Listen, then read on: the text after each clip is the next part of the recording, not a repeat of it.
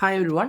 അപ്പോൾ നമ്മളിന്ന് നോക്കാൻ പോകുന്നതെന്ന് വെച്ചാൽ ക്രേവിങ്സിൻ്റെ അഡ്മിൻ ആപ്പ് ഉണ്ടല്ലോ, അതെങ്ങനെയാണ് നമുക്ക് യൂസ് ചെയ്യാൻ പറ്റുക എന്നുള്ളതാണ്. ഓക്കെ, അപ്പോൾ ഞാൻ കറൻ്റ്ലി ഇപ്പോൾ ആപ്പ് ഇൻസ്റ്റാൾ ചെയ്തിട്ടില്ല. സോ നമ്മൾ ആപ്പ് ഒന്ന് ഇനീഷ്യലി ഇൻസ്റ്റാൾ ചെയ്യാം. അപ്പോൾ ഞാൻ പ്ലേ സ്റ്റോറിൽ പോയി, നമ്മൾ പ്ലേ സ്റ്റോറിൻ്റെ ആപ്പ് സ്റ്റോറിൻ്റെ ലിങ്ക് നമ്മൾ തരണുണ്ടാവും. അപ്പോൾ ഞാനിവിടെ ക്രേവിങ്സ് ഒന്ന് സെർച്ച് ചെയ്തു. ഓക്കെ, ഇതാണ് നമ്മുടെ അഡ്മിൻ ആപ്പ്. ഓക്കെ, സോ അത് ഞാൻ ഇൻസ്റ്റാൾ ചെയ്യാൻ വെച്ചിട്ടുണ്ട്. ഓക്കെ, അപ്പോൾ അത് ഇൻസ്റ്റാൾ ആയിട്ടുണ്ട്. ഇനി നമുക്ക് എന്ത് ചെയ്യാം, ഓപ്പൺ ചെയ്യാം. ഓപ്പൺ ചെയ്യുമ്പോഴത്തേക്കും നമ്മൾ ഇനീഷ്യലി നോട്ടിഫിക്കേഷൻ പെർമിഷൻ കാര്യങ്ങൾ പ്രൊവൈഡ് ചെയ്യുക, ലൊക്കേഷൻ പ്രൊവൈഡ് ചെയ്യുക. ഇത് രണ്ടും നമ്മുടെ ആപ്പ് യൂസ് ചെയ്യണതിൻ്റെ കാര്യത്തിന് വേണ്ടി യൂസ് ചെയ്യാനുണ്ട്. ഓക്കെ, സോ നമ്മൾ ബേസിക്കലി ഇപ്പോൾ നമ്മൾ കയറുമ്പോൾ തന്നെ ശരിക്കും പറഞ്ഞു കഴിഞ്ഞാൽ ഇതിപ്പോൾ നമ്മൾ ഓൾറെഡി ലോഗ്ഡ് ഇൻ ആയിട്ട് വെച്ചേക്കുന്നതാണ്. ബേസിക്കലി നമ്മൾ ഇങ്ങനത്തെ ഒരു ഇൻ്റർഫേസിലേക്കായിരിക്കും വരിക. ഓക്കെ, അപ്പോൾ ഞാൻ ബേസിക്കലി നമ്മൾ റെസ്റ്റോറൻറ്റ്സിന് ഓൺ ബോർഡ് ചെയ്യുന്ന ടൈമിൽ തന്നെ അവർക്ക് ഇമെയിൽ പാസ്വേഡ് നമ്മൾ കൊടുക്കുന്നുണ്ടാവും. അപ്പോൾ ഞാനിവിടെ യൂസ് ചെയ്യാൻ പോകുന്നത് ഒരു ക്രെഡൻഷ്യൽസ് ഉള്ളൊരു നമ്മുടെ സാമ്പിളായിട്ടുള്ളൊരു റെസ്റ്റോറൻ്റാണ്. ഓക്കെ,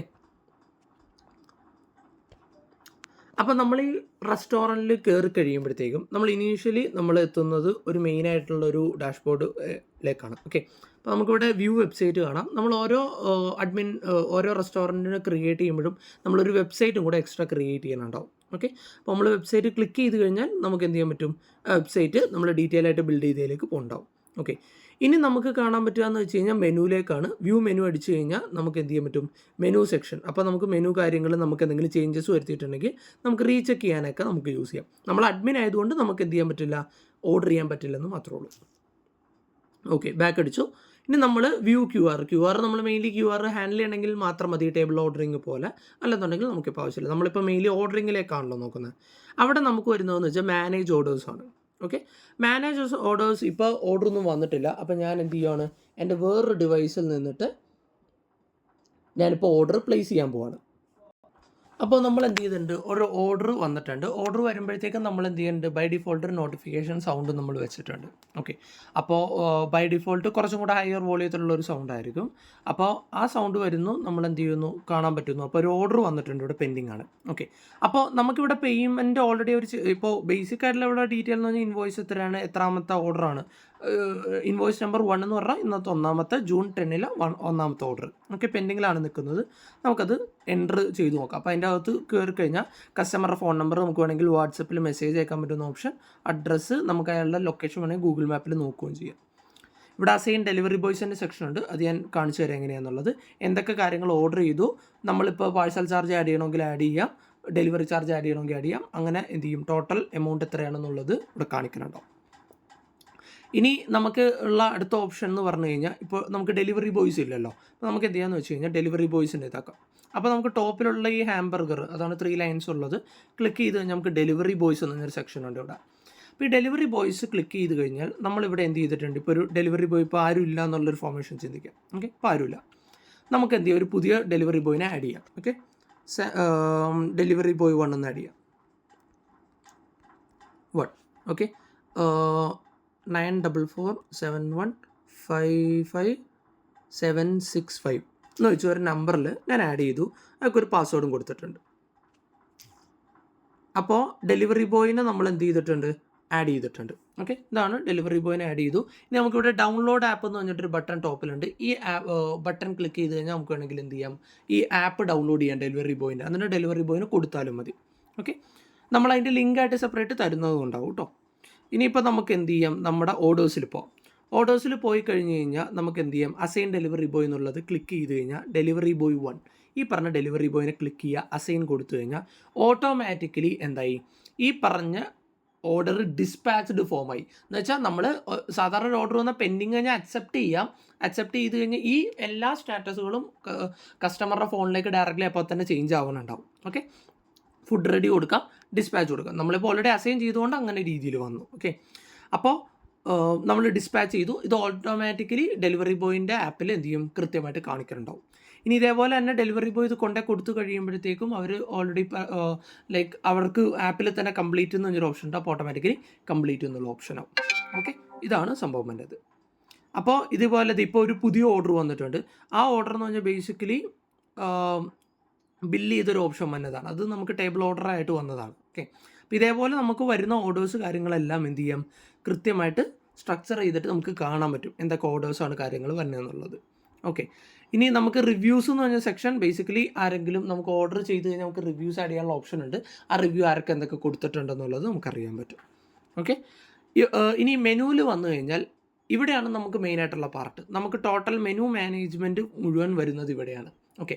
ഇപ്പോൾ ഇതിൻ്റെ അകത്ത് മെയിനായിട്ട് വരുന്നൊരു ഡിഫറൻസ് എന്ന് പറഞ്ഞു കഴിഞ്ഞാൽ നമ്മളിപ്പോൾ ഒരു പെറ്റ് പൂജ യൂസ് ചെയ്യുന്ന ഒരു കസ്റ്റമർ ആണെന്നുണ്ടെങ്കിൽ ഇതിൻ്റെ ഡിഫറൻസ് ഉണ്ട്. ഓക്കെ. അത് ഞാനൊരു സെപ്പറേറ്റ് വീഡിയോ ആയിട്ട് പറയാം എങ്ങനെയാണ് പെറ്റ് പൂജ കസ്റ്റമേഴ്സിൻ്റെ ഇതിൻ്റെ മാനേജ്മെൻറ്റ് ഉള്ളതെന്ന്. ഓക്കെ. ഇനി പെറ്റ് പൂജയിൽ സ്പെസിഫിക്കലി മെനു മാനേജ്മെൻറ്റ് എടുക്കുകയാണെങ്കിൽ പെറ്റ് പൂജയാണ് ബേസിക്കലി മെനുവിൻ്റെ അകത്തുള്ള മെനു പേര്, പ്രൈസ്, കാര്യങ്ങളെല്ലാം മാനേജ് ചെയ്യുന്നത്. നമുക്കിവിടെ മെയിൻലി മാനേജ് ചെയ്യുന്ന കാര്യങ്ങൾ എന്ന് പറഞ്ഞു കഴിഞ്ഞാൽ ഈ മെനുവിൻ്റെ ഇമേജ് മാറ്റുക. ഇനിയിപ്പോൾ എന്തെങ്കിലും നമുക്കിവിടെ ടോപ്പ് ഡിഷാക്കി നമുക്ക് വെച്ച് കഴിഞ്ഞാൽ ഏറ്റവും ടോപ്പിൽ കാണിക്കുക. അങ്ങനെയുള്ള കാര്യങ്ങളൊക്കെയാണ് ബേസിക്കലി എന്ത് ചെയ്യണത് ഇവിടെ വരുന്നത്. ഇപ്പോൾ നമുക്ക് സെക്കൻഡറി നെയിമൊക്കെ ആയിട്ട് ഇപ്പോൾ അറബിയോ സ്പാനിഷോ അങ്ങനെ എന്തെങ്കിലും സെപ്പറേറ്റ് പേരൊക്കെ കൊടുക്കണമെങ്കിൽ ആ രീതിയിലും ചെയ്യാൻ പറ്റും. ഇനി ഇവിടെ രണ്ടാമത്തെ കാര്യം എന്ന് വെച്ച് കഴിഞ്ഞാൽ ഇത് നമുക്ക് എന്ത് ചെയ്യാം, ഒരു ഐറ്റം എടുത്തു കഴിഞ്ഞാൽ ആ ഐറ്റം ഡീറ്റെയിൽ കൊടുക്കുക. എല്ലാം കഴിഞ്ഞതിന് ശേഷം എന്ത് ചെയ്യാം, താഴെ സേവ് ചേഞ്ച് ഉണ്ട്, അത് കൊടുത്തു കഴിഞ്ഞാൽ ഐറ്റം സേവ്ഡ് ആവും. ഓക്കെ. ഇതേപോലെ ഏത് ഐറ്റം വേണമെങ്കിലും എഡിറ്റ് ചെയ്യാം, ഏത് കാറ്റഗറി വേണമെങ്കിലും ഇപ്പോൾ ബർഗേഴ്സ് എന്നുള്ള ഒരു എസ്സും കൂടി ഇട്ട് സേവ് ചെയ്യാം, ബർഗേഴ്സ് അവിടെ കാണാൻ പറ്റും. ഓക്കെ. ഇത് രീതിയാണുള്ളത്. ഇനി നമുക്ക് ഇതുപോലെ തന്നെ കാറ്റഗറി ഡിലീറ്റ് ചെയ്യാം. ഇപ്പം നമുക്ക് ആഡ് ഐറ്റവും കൊടുത്തു കഴിഞ്ഞാൽ നമുക്കൊരു പുതിയ ഐറ്റം ആഡ് ചെയ്യാം. ആഡ് കാറ്റഗറി കൊടുത്തു കഴിഞ്ഞാൽ നമുക്ക് പുതിയൊരു കാറ്റഗറി ആഡ് ചെയ്യാം.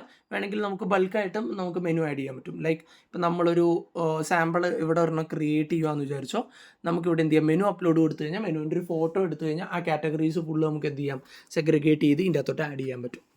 ഓക്കെ. ഇനീഷ്യലുള്ള മെനു ഒക്കെ നമ്മൾ തന്നെ ആയിരിക്കും ചെയ്തു വരുന്നത്. ഓക്കെ. ഇനി ഗെറ്റ് ഓൾ ഇമേജസ് എന്ന് നമ്മൾ കൊടുക്കുന്ന ഒരു ഫീച്ചറാണ്. ഗൂഗിളിൽ നിന്ന് ഇമേജസ് എടുത്ത് കാണിക്കും. ലൈക്ക് ഒരു 80% ഇമേജസ് കറക്റ്റ് ആയിരിക്കും. നമുക്ക് എന്ത് ചെയ്യാം, എന്നിട്ട് നമുക്ക് വേണ്ടത് എടുത്തിട്ട് ബാക്കിയുള്ളത് വേണമെങ്കിൽ റിമൂവ് ചെയ്യുക, അല്ലെങ്കിൽ നമുക്ക് തന്നെ ഇമേജസ് ചേഞ്ച് ചെയ്യാം. ഓക്കെ.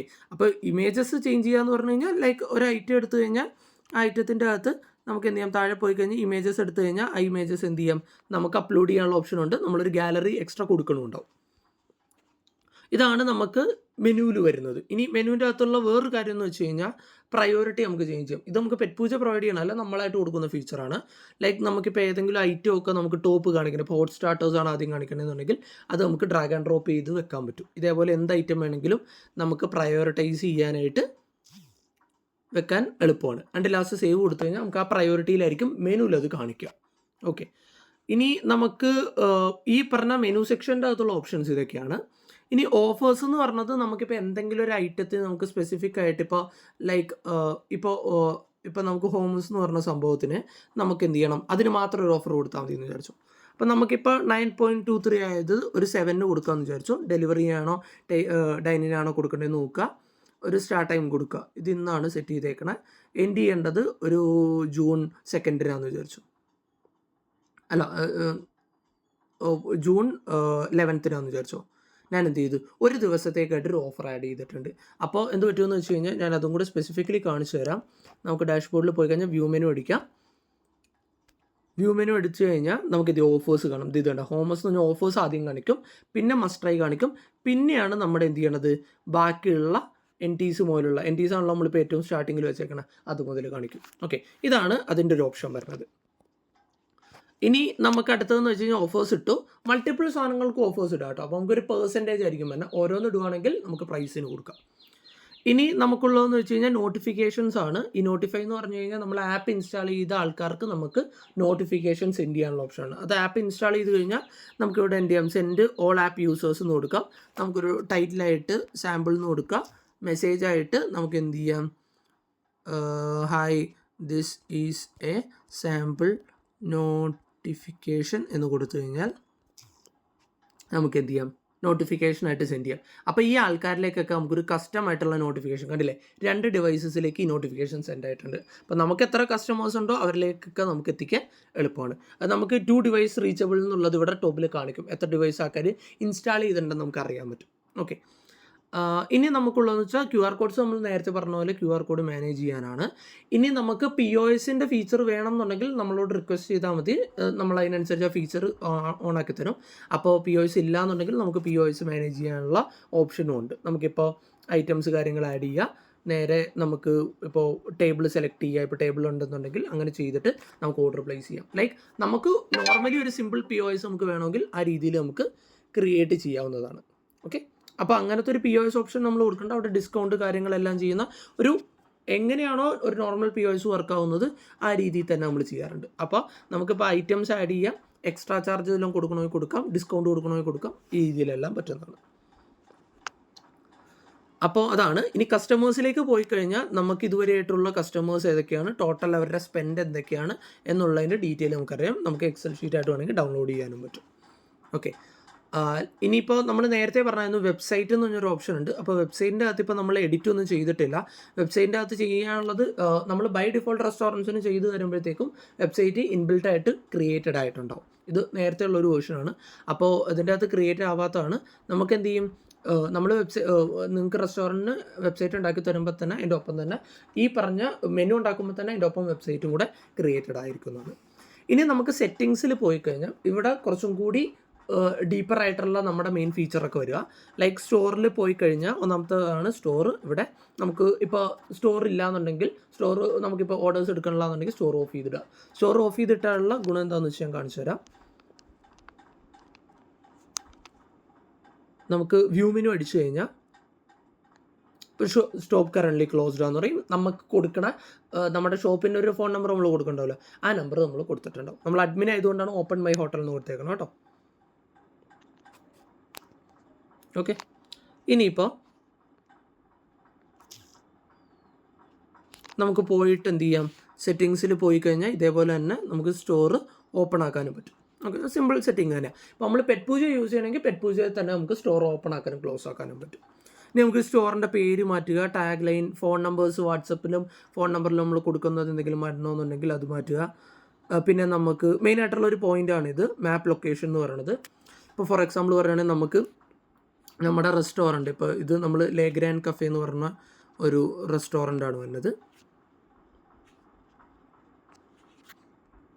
അപ്പോൾ നമുക്ക് എന്ത് ചെയ്യാം, ഇവിടെ ഇപ്പോൾ കറണ്ട് ലൊക്കേഷൻ ഏതാണോ ഉള്ളത് ആ കറണ്ട് ലൊക്കേഷൻ ഓൾറെഡി സെലക്റ്റഡ് ആണ്. ഓക്കെ, അപ്പോൾ നമുക്ക് എന്ത് ചെയ്യാം, ഈ ലൊക്കേഷൻ ഓൾറെഡി സെലക്റ്റഡ് ആണ്. ഇതേപോലെ നമുക്ക് എന്ത് ചെയ്യാം, മാപ്പ് എടുത്തിട്ട് നമുക്ക് അടിച്ചു കൊടുത്തു കഴിഞ്ഞാൽ നമുക്ക് എന്ത് ചെയ്യും, അതിനനുസരിച്ച് നമുക്ക് ലൊക്കേഷൻ പുതിയ സെറ്റ് ചെയ്യാം. അപ്പോൾ ലൊക്കേഷൻ സെറ്റ് ചെയ്താൽ മാത്രമാണ് നമുക്ക് എത്ര റേഡിയസിലേക്ക് ഡെലിവർ ചെയ്യാൻ പറ്റും എന്നുള്ളത് നോക്കുക. ഓക്കെ, പാസ്വേഡ് നമുക്ക് മാറ്റണമെങ്കിൽ ഇവിടെ മാറ്റാം.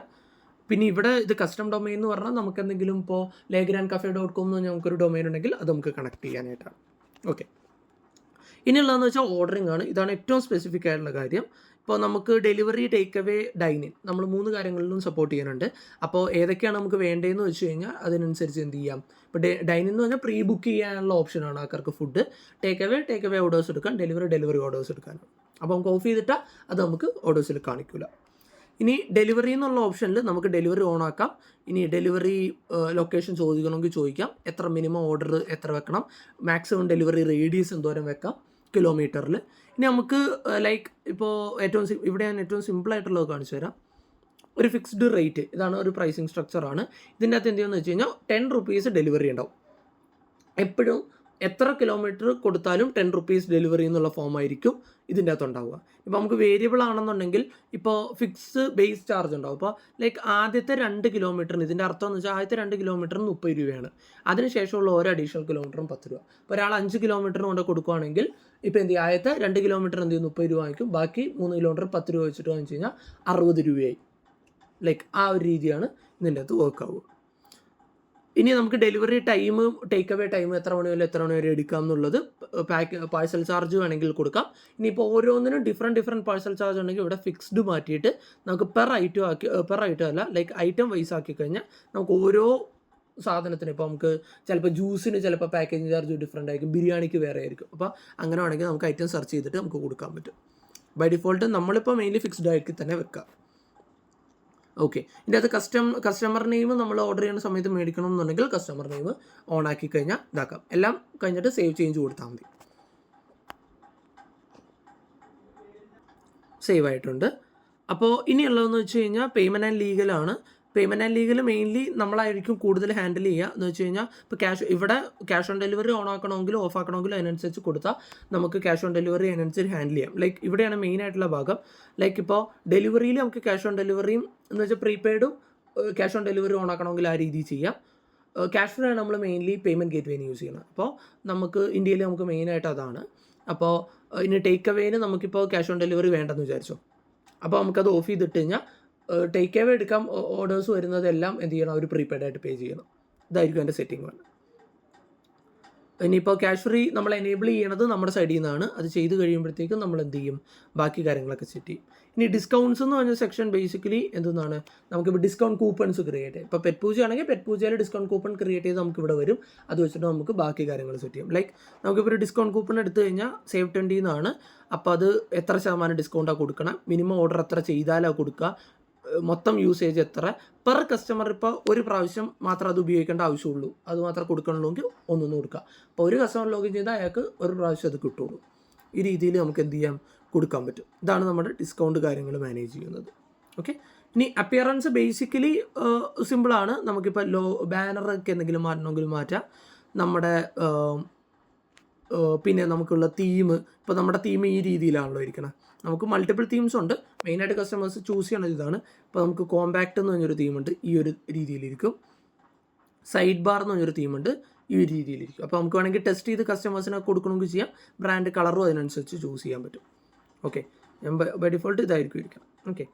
ഇനി ഇൻഫോസെക്ഷൻ എന്ന് പറഞ്ഞൊരു ഭാഗമുണ്ട്. ഇൻഫോസെക്ഷൻ ബേസിക്കലി നമ്മൾ പ്ലേ സ്റ്റോർ ആപ്പ് സ്റ്റോറിൻ്റെ ലിങ്ക് ഒരുമിച്ച് കൊടുക്കുന്ന ഒരു വെബ്സൈറ്റാണ്.